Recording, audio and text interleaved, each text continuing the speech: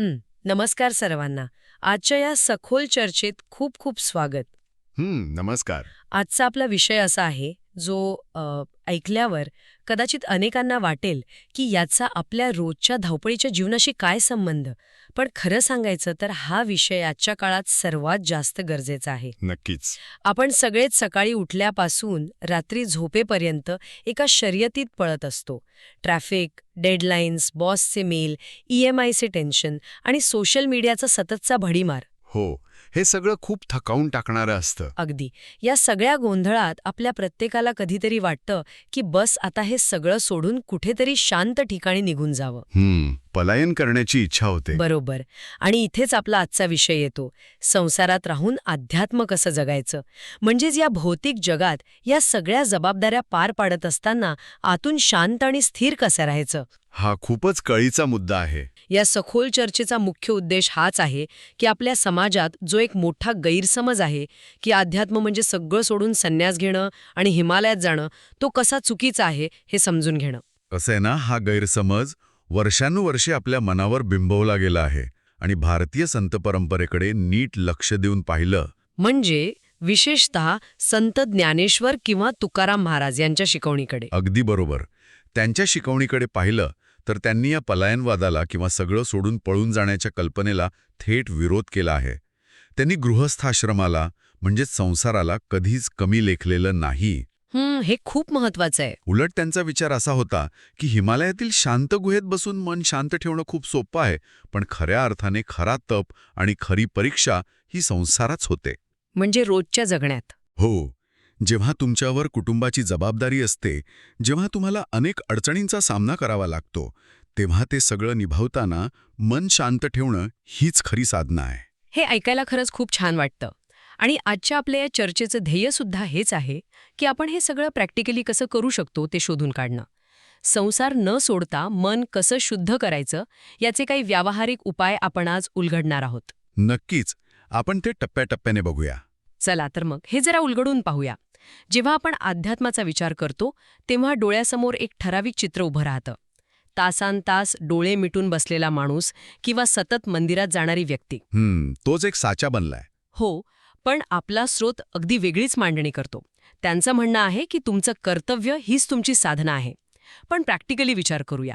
जर एखादा माणूस दिवसभर लॅपटॉपसमोर बसून कोडिंग करत असेल किंवा एक्सेल शीट्स बनवत असेल, तर त्यात अध्यात्म कसं असू शकतं? इथेच आपण अध्यात्म या शब्दाचा खूप संकुचित अर्थ घेतो.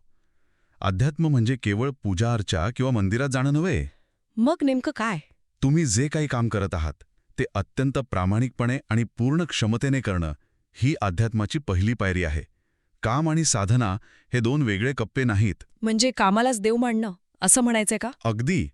जर एखादी व्यक्ती आपलं काम पूर्ण इमानदारीने करत असेल, आपल्या ग्राहकांशी किंवा सहकाऱ्यांशी प्रामाणिकपणे वागत असेल, तर ती व्यक्ती आधीच एक आध्यात्मिक जीवन जगत आहे. भगवद्गीतेतील कर्मयोग हा सिद्धांत नेमका हाच आहे. काम करा पण फळाची अपेक्षा करू नका, हाच तो सिद्धांत ना? हो, काम करा पण त्यातून काय मिळेल ह्यावर अति आसक्ती ठेवू नका. यातली सर्वात रंजक गोष्ट म्हणजे यामुळे मानसिक ताण कसा कमी होतो हे बघण्यासारखं आहे. थांबा, इथे मी तुम्हाला थोडं थांबवेन, कारण हे ऐकायला खूप आदर्शवादी वाटतं. कॉर्पोरेट जगात किंवा आजच्या स्पर्धेच्या युगात जर मी माझ्या प्रमोशनची, अप्रेझलची किंवा टार्गेट्सची काळजी केली नाही, तर लोक मला मागे टाकून पुढे जातील. हा एक अतिशय नैसर्गिक प्रश्न आहे. हो ना. फळाची अपेक्षा न ठेवता काम कसं करायचं? कारण शेवटी आपण कामाला जातो ते पगार मिळवण्यासाठीच ना. कोणी फुकट तर काम करत नाही. हाच तो सगळ्यात मोठा गैरसमज आहे जो दूर करणं गरजेचं आहे. कर्मयोग असं नाही सांगत की तुम्ही पगार घेऊ नका किंवा प्रमोशनची इच्छा ठेवू नका. मग नक्की काय सांगतो? इच्छा असणं आणि आसक्ती असणं यात खूप मोठा फरक आहे. सायकॉलॉजीच्या अँगलनी जर आपण पाहिलं तर आपला आजचा जो ताण आहे किंवा जे बर्नआउट आपण अनुभवतो ते कामामुळे नसतं. मग ते कशामुळे असतं? ते ताण असतो परिणामांबद्दलच्या सततच्या चिंतेमुळे. माझा प्रोजेक्ट फेल तर जाणार नाही ना, किंवा बॉस काय म्हणेल, मला प्रमोशन मिळेल का. ही जी परिणामांवरील अति आसक्ती आहे ती आपला फोकस हलवते. म्हणजे आपण वर्तमानात नसून भविष्याच्या चिंतेत असतो. अगदी बरोबर पकडलत. जेव्हा आपण परिणामाची चिंता बाजूला ठेवतो आणि 100% लक्ष त्या क्षणी करत असलेल्या कामावर म्हणजेच त्या कोडिंगवर किंवा प्रेझेंटेशनवर केंद्रित करतो तेव्हा कामाचा दर्जा आपोआप सुधारतो. हे खूप लॉजिकल वाटते. थोडक्यात सांगायचं तर ध्येय नक्कीच असावं, पण त्या ध्येयाच्या चिंतेने वर्तमानातील कृती बिघडू देऊ नये. यामुळे ताण कमी होतो आणि मन स्थिर राहतं. क्या बात आहे. म्हणजे तुमचं असं म्हणणं आहे की कर्मयोग ही प्रत्यक्षात आजच्या जगातली सर्वात मोठी प्रोडक्टिव्हिटी हॅक आहे. हो, तसंच म्हणता येईल. कृतीवर लक्ष आणि परिणामांबद्दल शांतता. पण आता एक दुसरा व्यावहारिक प्रश्न उभा राहतो. हे सगळं वाचायला आणि ऐकायला सोपं आहे, पण प्रत्यक्षात आपल्या डोक्यात रोजच्या ट्रॅफिकसारखे विचार, राग, मत्सर, तुलना हे सगळं सतत सुरू असतं. खरंय, मनाची अवस्था खूप चंचल असते. हो, मग वेळेअभावी सामान्य माणसाने काय करावं? कारण मनाची शुद्धी करायची आहे हे मान्य, पण त्यासाठी वेळ कुठे? हीच अडचण संतांनी शेकडो वर्षापूर्वी ओळखली होती. म्हणूनच त्यांनी कधीच असं नाही सांगितलं की दिवसाचे 5 तास ध्यान करा. मग त्यांनी काय उपाय सांगितला? अत्यंत सोपी आणि कुणालाही शक्य असलेली दिनचर्या सुचवतो. फक्त 20 मिनिटांची सवय. दिवसातले 24 तास आहेत, येस. त्यातली फक्त 20 मिनिटं स्वतःसाठी काढायची. फक्त 20 मिनिटं. ती कशी विभागायची? यातली पहिली 10 मिनिटे ध्यानासाठी, 5 मिनिटे नामस्मरण किंवा जपासाठी आणि दिवसाच्या शेवटी 5 मिनिटे आत्मपरीक्षणासाठी. ही छोटीशी गुंतवणूक मनाला प्रचंड स्थिरता देते. इथे मी तुम्हाला पुन्हा थांबवेन. हां. कारण 10 मिनिटे ध्यान करणं हे बोलण्या इतकं सोपं नाहीये. हो, सुरुवातीला ते कठीण वाटतं. माणूस जेव्हा डोळे बंद करून शांत बसायचा प्रयत्न करतो, तेव्हाच नेमके गॅसवर ठेवलेल्या दुधापासून ते 10 वर्षांपूर्वी मित्राने मारलेल्या टोमण्यापर्यंत सगळे विचार डोक्यात येतात. मग हे ध्यान कसं करायचं? आणि ते विचार येणं अगदी नैसर्गिक आहे. ध्यान म्हणजे विचार थांबवणं नाहीये. ही एक अत्यंत चुकीची समजूत आहे की ध्यानात डोकं पूर्ण ब्लँक झालं पाहिजे. अरे वा, मला वाटायचं की अजिबात विचार न येणं म्हणजेच ध्यान. तसं होत नाही. ध्यान म्हणजे येणाऱ्या विचारांकडे फक्त पाहणं आणि त्यांच्यात न अडकणं. जसा रस्त्यावरून जाणारा ट्रॅफिक आपण बाल्कनीतून पाहतो, तसं विचारांना येऊ देणं आणि जाऊ देणं. म्हणजे एका त्रयस्थासारखं आपल्याच विचारांकडे बघायचं. अगदी तसंच. सुरुवातीला विचार खूप येतील, पण हळूहळू ते शांत व्हायला लागतात. आणि यानंतर जी 5 मिनिटं जपाची किंवा कोणत्याही सकारात्मक शब्दाच्या उच्चारणाची आहेत, ती मनाला एक विशिष्ट लयीत आणतात, ज्याने मानसिक ऊर्जा केंद्रित होते. हे नक्कीच पटण्यासारखं आहे. पण यातली जी शेवटची 5 मिनिटे तुम्ही सांगितलीत, आत्मपरीक्षण, इथेच खरी गंमत आहे. हो, तो खूप महत्वाचा टप्पा आहे. आणि मला वाटतं हा सर्वात कठीण भाग सुद्धा आहे. कारण स्वतःच्या आत डोकावून पाहणं अनेकांना नकोसं वाटतं. हे आत्मपरीक्षण म्हणजे स्वतःला सतत दोष देत बसणं किंवा गिल्टमध्ये अडकणं नाही होणार. नाही, अजिबात नाही. हे आत्मपरीक्षण म्हणजे स्वतःची ट्रायल घेणं किंवा स्वतःला शिक्षा देणं नाही. हे एका ऑडिटसारखं आहे. ऑडिट म्हणजे कसं? दिवसभराच्या वागणुकीचं तटस्थपणे केलेलं ऑडिट. रोज रात्री झोपण्यापूर्वी स्वतःला काही साधे प्रश्न विचारायचे. आज मी कुणाशी रागाने बोललो का? किंवा मी माझ्या ज्युनियरवर विनाकारण चिडलो का? माझा अहंकार आज कुठल्या गोष्टीत दुखावला गेला का? म्हणजे स्वतःच्या भावनांचा मागोवा घेणं. हो. जेव्हा आपण हे प्रश्न स्वतःला विचारतो, तेव्हा आपण आपले दोष स्वीकारायला लागतो. अध्यात्माची खरी सुरुवात इथेच होते. कारण जोपर्यंत आपण आपला अहंकार, आपला इगो कमी करत नाही, तोपर्यंत मन शुद्ध होऊ शकत नाही. हे खूपच सखोल आहे. हे प्रश्न एका आरशासारखे काम करतात. ते तुम्हाला तुमची खरी ओळख करून देतात आणि उद्याचा दिवस आजच्यापेक्षा थोडा चांगला जगण्याची प्रेरणा देतात. खूपच छान स्पष्ट केलं ते. हे सगळं आतल्या शांततेबद्दल. ठीक आहे, आपण 20 मिनिटे काढली, मन शांत केलं, स्वतःचं ऑडिट केलं. हां. पण जेव्हा आपण डोळे उघडून बाहेरच्या जगात पाऊल ठेवतो, तेव्हा आजूबाजूचे लोक, ऑफिसमधील राजकारण, नातेवाईकांचे टोमणे, ही सगळी शांतता एका सेकंदात भंग करतात. बाह्य जगाचा प्रभाव टाळणं कठीण असतं, हे खरंय. मग अशा वेळी या बाह्य जगात आपला निभाव कसा लागायचा? अत्यंत प्रकर्षाने एका गोष्टीवर भर देतो, ते म्हणजे तुमची संगत किंवा सहवास. मन हे एका स्पंजसारखं असतं. स्पंजसारखं म्हणजे आजूबाजूचं सगळं शोषून घेणारं? अगदी.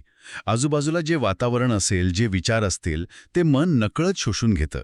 जर तुमच्या आजूबाजूला सतत तक्रार करणारे, नकारात्मक बोलणारे किंवा टॉक्सिक लोक असतील, तर तुम्ही कितीही ध्यान केलं तरी तुमची मानसिक ऊर्जा संपुष्टात येणारच. हे मी स्वतः अनुभवलं आहे. नकारात्मक लोकांसोबत 5 मिनिटं थांबलं तरी आपला मूड खराब होतो. म्हणूनच चांगली संगत असणे, सकारात्मक आणि ज्ञानाची चर्चा करणे आणि निरर्थक वादविवाद टाळणे हे खूप महत्वाचं आहे. तुम्हाला प्रत्येक लढाई लढण्याची गरज नसते. वा, हे वाक्य खूप भारी आहे. प्रत्येक लढाई लढण्याची गरज नसते. हो, काही गोष्टींकडे दुर्लक्ष करणं ही पण एक मोठी आध्यात्मिक प्रगतीच आहे. हा मुद्दा अगदी 100% पटणार आहे. आणि याच बाह्य जगाशी संबंधित आणखी एक गोष्ट आहे, ती म्हणजे भौतिक सुख आणि पैसा. हा नेहमीच चर्चेचा विषय राहिला आहे. कारण अध्यात्माबद्दल बोलताना नेहमी असं बिंबवलं जातं की पैशाने सुख मिळत नाही, यशाच्या मागे धावू नका. पण आपण ज्या जगात राहतोय तिथे पैसा गरजेचा आहेच. त्याशिवाय चालणारच नाही. मग इथे सुवर्णमध्य कसा साधायचा? आसक्ती आणि साधेपणा याबद्दल काय सांगतो? जर आपण याचा मोठ्या चित्राशी संबंध जोडला तर आपल्याला समजेल की साधेपणा म्हणजे गरिबीत राहणं नाही. स्रोत हे कुठेही सांगत नाही की तुम्ही पैसा कमवू नका किंवा सुखसोयी वापरू नका. मग अध्यात्मात साधेपणाचा अर्थ काय घ्यायचा? गाडी असावी, चांगलं घर असावं, यशही असावं, पण त्यावर तुमचा अहंकार नसावा. थोडक्यात सांगायचं तर तुम्ही भौतिक गोष्टींचे मालक असा, पण त्या गोष्टींना तुमच्या मनाचे मालक होऊ देऊ नका. हे थोडं उदाहरणासकट सांगता येईल का? म्हणजे नक्की काय करायचं? नक्कीच. समजा एखाद्याने खूप महागडा स्मार्टफोन घेतला. तो फोन वापरण्यात त्याचा आनंद घेण्यात काहीच गैर नाही. पण जर त्या फोनवर एक छोटासा स्क्रॅच आला आणि त्यामुळे त्या व्यक्तीची रात्रभराची झोप उडाली, त्याची चिडचिड झाली. हो, चिडचिड झाली, तर याचा अर्थ काय? याचा अर्थ आता तो फोन त्या व्यक्तीच्या मनावर राज्य करत आहे. ती झाली आसक्ती. अरे छा, हे उदाहरण खूपच डोळे उघडणार आहे. गणित अगदी साधं आहे बघा. जास्त अपेक्षा आणि वस्तूंवरचं जास्त अवलंबित्व म्हणजे जास्त चिंता, आणि कमी अपेक्षा म्हणजे जास्त शांतता. वस्तूंचा वापर करा, पण त्यांना स्वतःची ओळख बनवू नका. हां, स्मार्टफोनचा दाखला अगदी चपखल होता. म्हणजे आपण वस्तू वापरतोय की वस्तू आपल्याला वापरतायत याचं भान ठेवणं गरजेचं आहे. बरोबर. पण याच जगात राहताना केवळ वस्तूच नाही तर सुख, दुःख, यश, अपयश यांचं चक्रही सतत फिरत असतं. कधी एकदम प्रमोशन मिळतं तर कधी अचानक नोकरी जाण्याची वेळ येते. आयुष्य अनिश्चित आहे. अशा या अस्थिर जगात आपला दृष्टिकोन कसा असावा? इथेच भारतीय तत्वज्ञानातील स्वीकाराची वृत्ती किंवा ज्याला आपण एक्सेप्टन्स म्हणतो, ती मोठी भूमिका बजावते. स्वीकाराची वृत्ती म्हणजे जे घडतंय ते मान्य करणं. हो, संसारात सगळं मारासारखं घडेल किंवा आपल्या प्लॅनिंगनुसारच होईल असा हट्ट ठेवणं हेच दुःखाचं मूळ आहे. जेव्हा अनपेक्षित अपयश येतं किंवा एखादं मोठं नुकसान होतं, तेव्हा अध्यात्मातील एक सुवर्णवाक्य नेहमी लक्षात ठेवायला हवं. कोणतं वाक्य? हेही जाईल. This too shall pass. हा एक वाक्याचा स्वीकार मनाला कमालीची लवचिकता देतो. म्हणजे परिस्थिती कायम राहत नाही हे स्वतःला सांगणं. अगदी. सुख आलं की हुरळून जायचं नाही, कारण तेही जाणार आहे. आणि दुःख आलं की पूर्णपणे खचून जायचं नाही, कारण तेही कायम राहणार नाही. ही वृत्ती तुम्हाला आयुष्याच्या रोलर कोस्टरमध्ये एका स्थिर जागी उभं राहायला मदत करते. हेही जाईल हे वाक्य खरोखरच एखाद्या अँकरसारखं काम करतं, जे वादळातही आपल्याला स्थिर ठेवतं. नक्कीच. पण आता आपण एका अशा टप्प्यावर आलो आहोत जिथे माझ्या मनात एक शंका आहे. विचारा ना. आपण आत्तापर्यंत जे काही बोललो, माझं कर्तव्य, माझं ध्यान, माझी शांतता, माझी आसक्ती कमी करणं, हे सगळं खूप स्वतःपुरतं किंवा सेल्फ सेंटर्ड वाटत नाहीये का? म्हणजे यात समाज कुठे आहे किंवा इतर लोक कुठे आहेत? अत्यंत महत्वाचा प्रश्न विचारलात, आणि आपला स्रोत यावर खूप स्पष्ट उत्तर देतो. अध्यात्म हे कधीच फक्त एकांगी किंवा वैयक्तिक असू शकत नाही. मग त्यात इतरांचा सहभाग कसा येतो? जर तुमची आध्यात्मिक प्रगती होत असेल तर त्याचं पहिलं लक्षण म्हणजे तुमच्यात करुणा किंवा इतरांबद्दलची सहानुभूती वाढीस लागते. म्हणूनच संसारात अध्यात्म जगण्याचा सर्वोत्तम आणि व्यावहारिक मार्ग म्हणजे सेवा. सेवा म्हणजे नक्की काय? प्रत्येकाला जाऊन आश्रम काढणं किंवा समाजसेवा करणं शक्य नसतं ना? अगदी बरोबर. सेवा म्हणजे केवळ मोठे आश्रम चालवणं नाही. तुमच्या रोजच्या जीवनात तुम्ही दुसऱ्यांना कशी मदत करू शकता, हा सेवेचा भाग आहे. म्हणजे छोट्या छोट्या कृतींमधून? हो. एखाद्या गरजू व्यक्तीला छोटीशी मदत करणं, एखाद्या सहकार्याला त्याच्या कठीण काळात भावनिक आधार देणं, किंवा निस्वार्थ भावनेने अन्नदान, विद्यादान करणं. ज्यातून आपल्याला काहीच परत नकोय अशी कृती. अगदी तसंच. जेव्हा आपण दुसऱ्यासाठी काहीतरी करतो आणि त्या बदल्यात कोणत्याही गोष्टीची अगदी कौतुकाचीही अपेक्षा ठेवत नाही, तेव्हा आपला स्वार्थ आणि अहंकार गळून पडतो. म्हणजे सेवेतून आपला इगो संपतो. हो. आणि जसा जसा स्वार्थ कमी होतो तसतसं मन आश्चर्यकारकरित्या हलकं आणि आनंदी व्हायला लागतं. अध्यात्माचा हा सर्वात सुंदर अनुभव आहे. म्हणजे शेवटी आपण जिथून सुरुवात केली तिथेच पुन्हा आलो आहोत. स्वतःच्या पलीकडे जाऊन इतरांचा विचार करणं हेच आपल्याला आतून शांत करतं. जर आपण आजच्या या संपूर्ण चर्चेचा अर्क काढला तर एकच शब्द ठळकपणे समोर येतो: संतुलन. अगदी बरोबर. बॅलन्स हेच खरं सूत्र आहे. संसारात राहून अध्यात्म जगणं म्हणजे टोकाची भूमिका घेणं मुळीच नाहीये, तर आपली नोकरी, आपली महत्वाकांक्षा आणि आंतरिक शांती यांचा सुवर्ण मध्य साधणं. नक्कीच. आणि हे संतुलन साधणं हेच खऱ्या अर्थाने जीवनाची कला आहे. आजच्या या सखोल चर्चेतून आपल्याला जे महत्वाचे धडे मिळाले आहेत ते मी थोडक्यात सांगते. पहिलं म्हणजे तुमचं रोजचं काम आणि कर्तव्य अत्यंत प्रामाणिकपणे पार पाडणे आणि परिणामांवरील अति आसक्ती टाळणे. जो आपला कर्मयोगाचा भाग होता. हो. दुसरं, स्वतःसाठी रोज 20 मिनिटांचा वेळ काढून ध्यान आणि आत्मपरीक्षणातून मनाची स्वच्छता करणे. जो अत्यंत व्यावहारिक उपाय आहे. तिसरं, भौतिक वस्तूंचा आनंद घेणे पण त्यांच्या आहारी न जाणे. आणि चौथं, हेही जाईल ही स्वीकारण्याची वृत्ती बाळगून निरपेक्ष भावनेने लोकांची सेवा करणे. बरोबर. सर्वात महत्वाचा धडा हाच की अध्यात्म हे हिमालयात जाऊन बसण्यात नाही, तर ते या धावपळीच्या ट्रॅफिकमध्ये, ऑफिसच्या तणावात आणि कौटुंबिक जबाबदाऱ्यांमध्येही मन शांत ठेवण्यात आहे. आणि या सर्व प्रवासात मला वाटतं की सर्वात मोठा आणि गाभ्याचा निष्कर्ष हाच आहे की संसार सोडून देणं, सगळ्या जबाबदाऱ्या झटकून निघून जाणं हे अतिशय सोपं काम आहे. त्यात कोणतीही मोठी उपलब्धी नाही. खरंय, जबाबदाऱ्या टाळणं सोपं असतं. पण या संसारात राहून इथल्या रोजच्या कटकटींना, अपयशांना आणि संघर्षांना सामोरं जाऊन आतून पूर्णपणे स्थिर राहणं हीच खरी साधना आहे. हाच आधुनिक काळातला खरा तप आहे. खरंच हा विचार खूपच प्रगल्भ आणि रोजच्या जगण्याला एक नवी दिशा देणारा आहे. आणि जाता जाता पण त्याच्याही थोडं पलीकडे जाऊन एक अत्यंत महत्त्वाचा प्रश्न मी इथे मांडू इच्छितो, ज्यावर सर्वांनी नक्की विचार करायला हवा. हो, नक्की सांगा. आपण नेहमी म्हणतो की आजचं जीवन खूप तणावपूर्ण आहे. पण जरा वेगळ्या दृष्टिकोनातून विचार करा. जर पूर्वीच्या काळी संन्यास घेऊन जंगलात जाणं ही आध्यात्मिक प्रगती मानली जात होती, तर मग आजच्या या सोशल मीडियाच्या गोंधळात, EMIच्या दबावात आणि सततच्या स्पर्धेत स्थिर राहणं हीच एक प्रकारची सर्वोच्च आध्यात्मिक परीक्षा असू शकते का? बापरे, हा विचार खरोखरच अंगावर काटा आणणारा आहे.